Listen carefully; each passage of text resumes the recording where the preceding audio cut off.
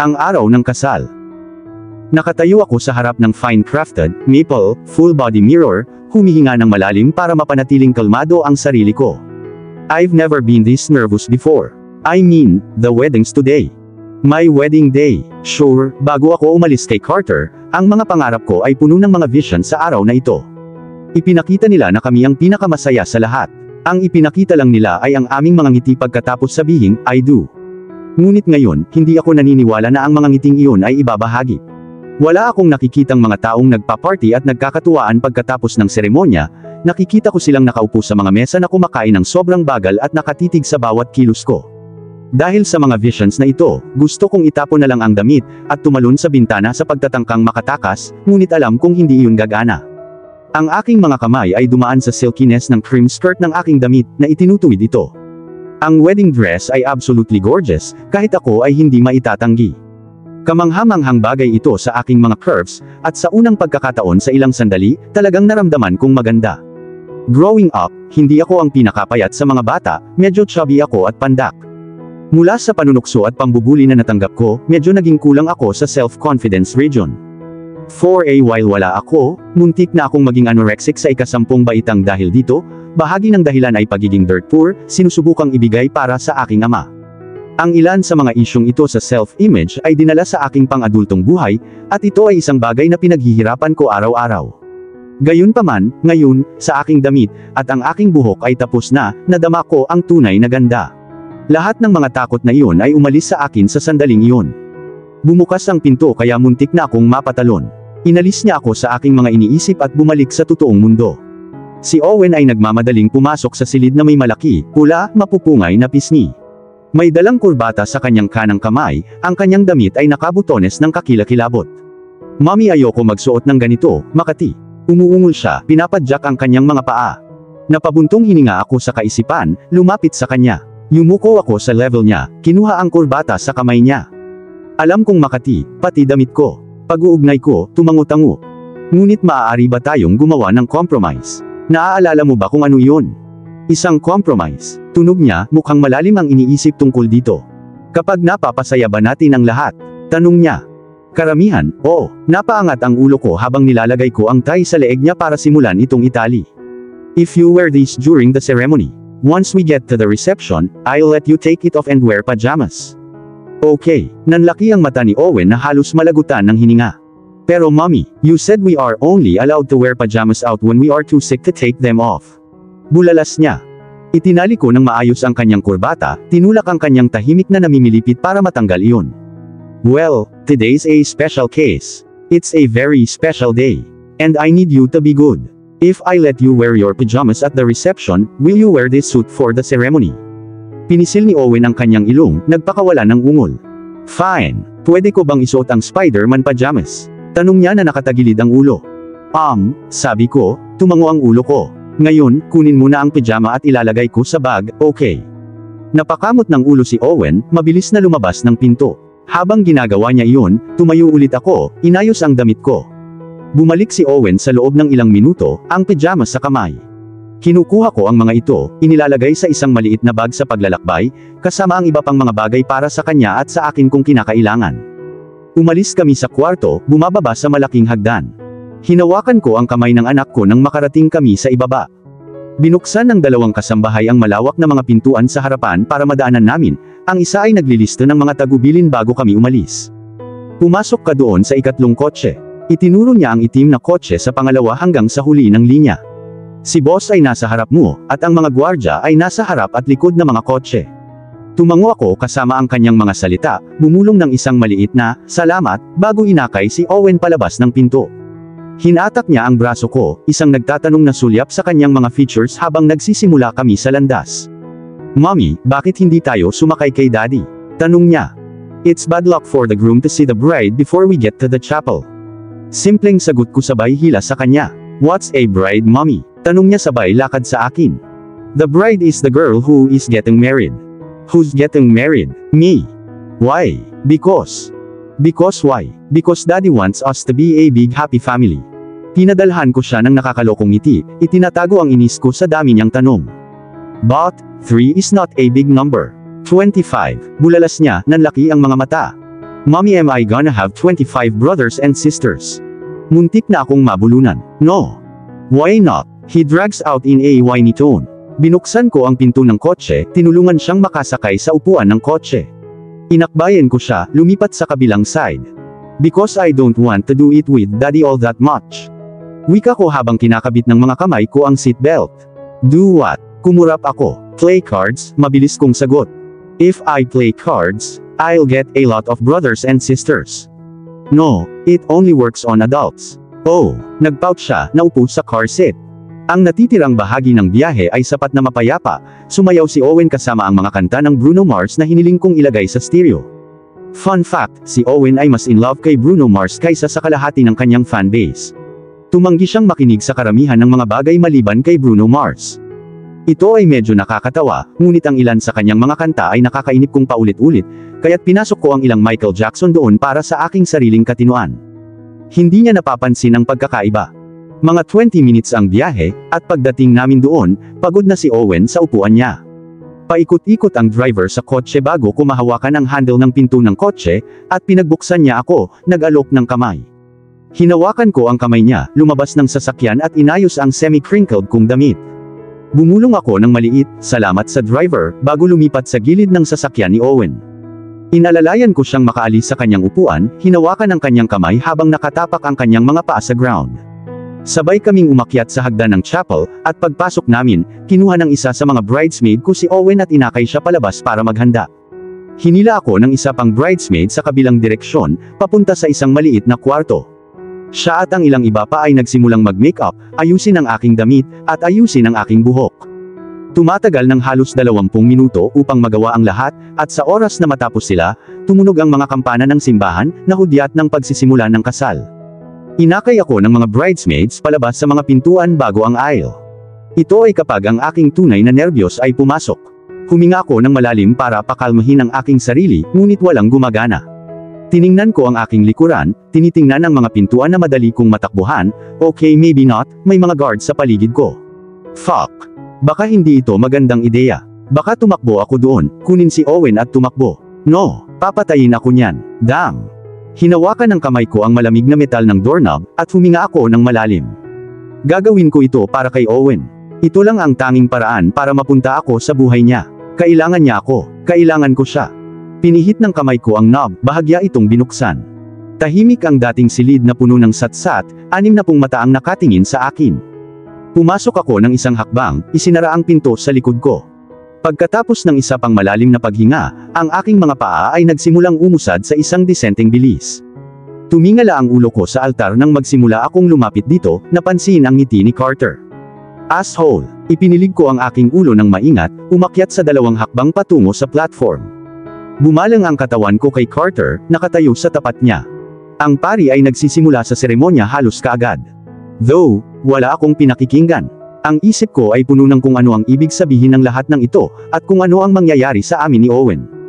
Ikakasal na ako sa mafia. The fucking mob. Sa lalong madaling panahon, papalitan din ni Owen ang nakakatakot na negosyong ito. Isang walang katapusang cycle sa aking descendants.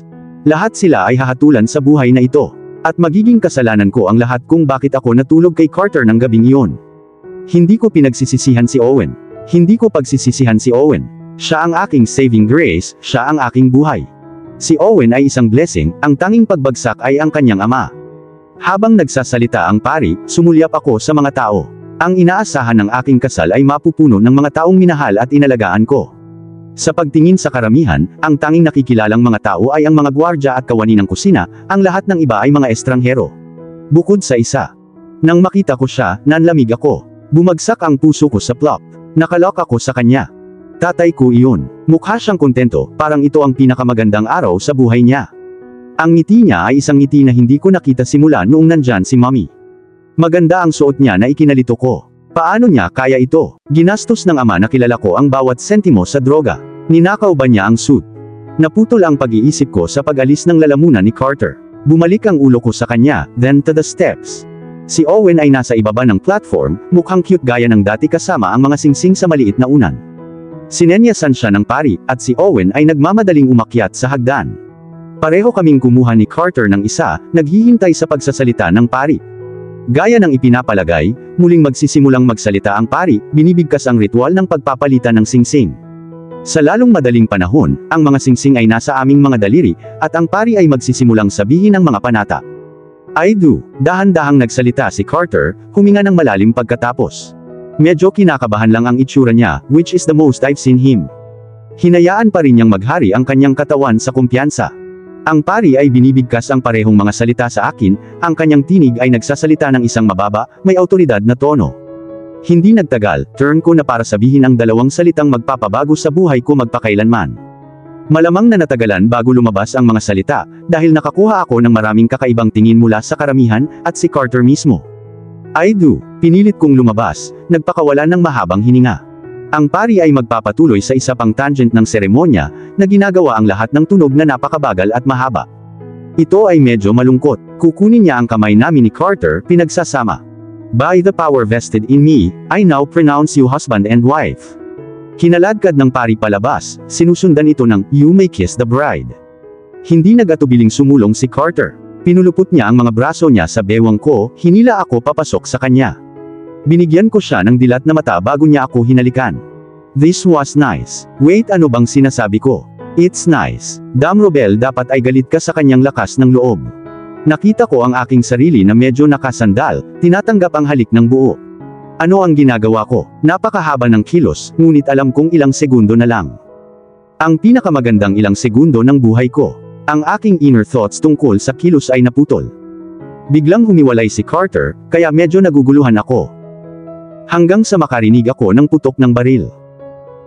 Nang tumunog ang unang putok ng baril, naging ganap na kaguluhan ang karamihan. Kaunti lang ang mga tao sa mga upuan na hindi nag-aagawan gamit ang sarili nilang mga baril. Nagkalat ang mga lalaki at babae sa paligid ng silid, handa na para sa paghahagis ng umaatake sa mga pintuan. Ito ay halos perpektong choreographed, tulad ng kanilang pagsasanay sa pagsasanay na ito sa relihiyon, malamang na ginawa nila, iniisip ito ngayon. Mas maraming bala ang lumipad sa mga bintana, ang magandang stained glass ay bumagsak sa sahig na gawa sa kahoy. Masyado akong nahuli sa panunood sa paglalahad ng eksena nang mapansin kong humakbang si Carter sa harapan ko, at bumunot ng sariling baril.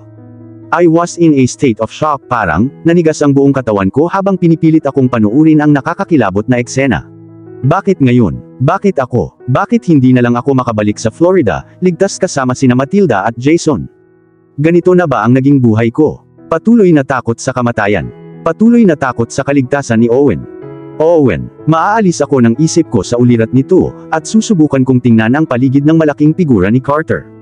Nagsimulang pumasok ang mga lalaki, nakasuot ng pulang maskara. Sinagot nila ang mga putok ng baril mula sa amin, ang ilan ay nahulog habang tinutusok ng bala ang kanilang katawan. Napakaraming dugo, kaya, napakarami. Inilibot ng aking mga mata ang silid, nais kong tapusin ang aking orihinal na misyon. Pagkatapos ng kaunting pagtingin, nakita ko si Owen sa ilalim ng unang upuan. He was crying hysterically, halatang takot na takot. Pinulot niya ang sarili sa isang bola, sinusubukang itago ang kanyang sarili sa abot ng kanyang makakaya. Nanginginig ang mga braso ko sa mga braso ni Carter, bago itinuro ang direksyon ng anak namin. Sinulyapan niya ito bago nagpaputok ng ilang bala. Damn man, wala man lang nagtatakip sa kanya, napailing si Carter. Lumitaw ang maliit na ulo ni Owen pagkatapos ng 1 minuto o 2, ang kanyang mga mata ay nagre-rehistro na kami ay nasa entablado. Sinubukan kong sinenyasan siya na manatili sa kinaroroonan niya, ngunit hindi siya nakikinig. Dahan-dahan siyang tumayo mula sa kanyang kinatatayuan, ang kanyang maliliit na paa ay kamaripas ng takbo para makarating sa amin. May iba pang plano ang kapalaran, at napansin ko ang isang pulang lalaking nakamaskara na nakatutok ang baril ng kanyang baril kay Owen. Nag-slow motion ang lahat habang pumuputok ang baril. Pinagmasdan ko ang bala habang lumilipad ito patungo sa target nito, naramdaman kong napaiyak ako, at binaril ni Carter ang lalaking nagpalipad ng bala. Hindi ko alam, nang magsimulang tumayo si Owen, ang aking ama ay tumatakbo na sa kanya. Sa oras na ang bala ay umabot sa balat, ang aking ama ay nasa harap ni Owen, isang proteksyon na braso sa kanya upang protektahan siya mula sa bala. Tumingala siya sa akin nang may luha sa kanyang mga mata, na bumulong, mahal kita, Robel, bago ang tamaan. Dugo. Nagsimulang natakpan ng dugo ang kanyang undershirt, ang baril ay tumusok mismo sa gitna ng kanyang likod. Isang malakas na hiyawan ang patuloy na tumutunog sa aking tainga, ang mataas na tono ng takot na mahirap hawakan. Hindi nagtagal ay napagtanto ko na sa akin nanggagaling ang sigaw. Ang katawan ng aking ama ay nagsimulang humina, bumagsak pasulong, kahit na si Owen ay malapit nang maapektuhan ng pagkahulog. Tumakbo ang dalawa sa mga tauhan ni Carter, nahuli silang dalawa sa pagbaba nila. Hinila ng isa si Owen mula sa pagkakahawak ng aking ama, itinulak siya patungo sa amin, at ang isa naman ay maingat na pinabayaan ang hindi gumagalaw na katawan ng aking ama sa sahig. Pagkatapos, ipinagpatuloy nila ang kanilang shooting spree. Si Owen ay nagmamadaling umakyat sa mga hagdan ng platform, ang kanyang mga braso ay mabilis na pumulupot sa kanyang ama. "Kunin mo siya," sigaw ni Carter sa akin, lumingon siya sa kaliwa niya para mahawakan ko si Owen. Hindi bumitaw si Owen habang pilit kong tinatanggal siya, at sa huli ay kailangan kong gamitin ang lahat ng lakas ko para mayakap siya sa aking mga bisig. Kumalas siya sa aking mga bisig, ang kanyang pagiyak para sa kanyang ama ay lumalakas bawat segundo. Ilang saglit pa ay sumugod sa amin ang isang grupo ng mga tauhan ni Carter na sinangga namin ni Owen habang pinaghihiwalay kami ni Carter. Inilabas nila kami sa likod ng simbahan, at papasok sa isang kotse na napakalapit sa pinto. Sa pagsilip sa mga lalaki, madaling makita na mas maraming away ang nagaganap din sa likod ng simbahan. Medyo nakakagaan ng loob na makitang mas marami ang mga tauhan ni Carter kaysa sa pulang maskara, kahit na hindi nito pinabuti ang sitwasyon. Pagkapasok sa sasakyan ay rinig na rinig ang iyak ni Owen. Sa simbahan sa sobrang ingay at pagkabigla, halos nababalot ang takot ni Owen, ngunit ngayon, sa labas ng kapaligiran, halatang naghi-hysterical siya. Hinawakan ko siya ng mahigpit, pinalabas ang sarili kong pagiyak, sinusubukang aliwin siya dahil mayroon akong sariling maliit na yugto. Mabilis na pinaandar ang sasakyan, medyo nanginginig. Sa pamamagitan ng kanyang mga protesta, inilagay ko siya sa upuan sa tabi ko, at ibinaba siya. Ang huling bagay na kailangan ko ay ang masaktan si Owen. Ang pagmamaneho ng sasakyan ay nagsimulang humaba, ang biyahe ay tila hindi matatapos. Isang oras kaming nagmaneho bago ako mag-alala. Nakatulog si Owen sa kanyang upuan pagkatapos ng 20 minuto, habang ako ay gising na gising, patuloy pa rin sa pagluluksa sa pagkawala ng isang ama na kinasusuklaman ko.